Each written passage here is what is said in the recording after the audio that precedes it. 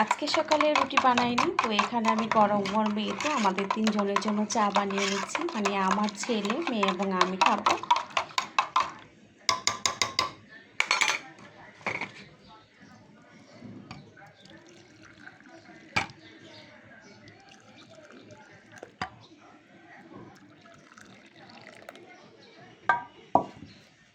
আর এদিকে হচ্ছে রুটি আনা হয়েছে। তো এই রুটিটা আমরা ভীষণ পছন্দ করি। এটা হচ্ছে ক্রিম রুটি, মানে হচ্ছে বাটার বন। আমরা আগে বাটার বন বলতাম আর কি। তো তিনজনের জন্য 3টা বাটার বনে এনেছি।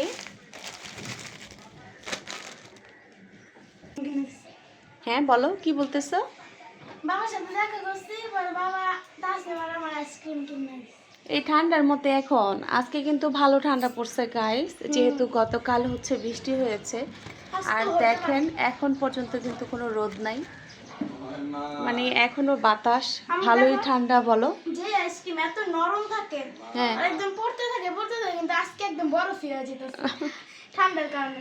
কি কোচিং ছুটি হয়েছে আজকে? এত তাড়াতাড়ি ছুটি হইলো কোচিং? বসো এখানে, বসো, এই যে চা বানাইছে। হ্যাঁ, দুইটা ক্লাস হয়েছে, দুইটা। এই জন্য তাড়াতাড়ি ছুটি দিয়ে দিচ্ছে।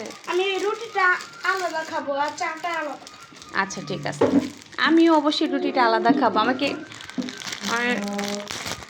ক্রিম বনটা বেশ পছন্দ আমার। একটা আমি ছিঁড়েছি, একটু দেখাই, মানে ভিতরে কি পরিমাণ হচ্ছে ক্রিম থাকে। হুম, খাবা?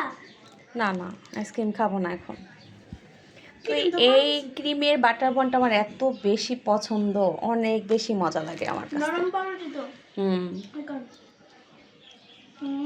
হুম,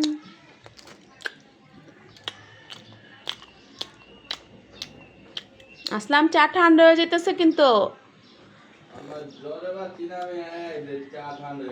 এই যে চা ঠান্ডা হয়ে যেতেছে, খাইলে তাড়াতাড়ি আয়। কত হয়েছে রুটি? আমার ছেলেটা হচ্ছে গতকাল বৃষ্টিতে বারবার মানা করার পরও অনেক ভিজেছে, তো যার কারণে এখন জ্বর চলে আসছে। আর কে কে কে কে কতক্ষণ পর পরে ম্যা ম্যা ম্যা। ঠিকই আছে, শিক্ষা শিক্ষা হইলো, পরের বার আবার বৃষ্টি হয়ে যাবে।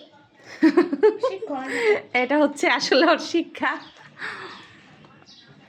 আর বারবার মানা করা হয়েছে, তারপরেও গেছো। আরেকবার তো এমন হয়েছে, জানো না? হুম,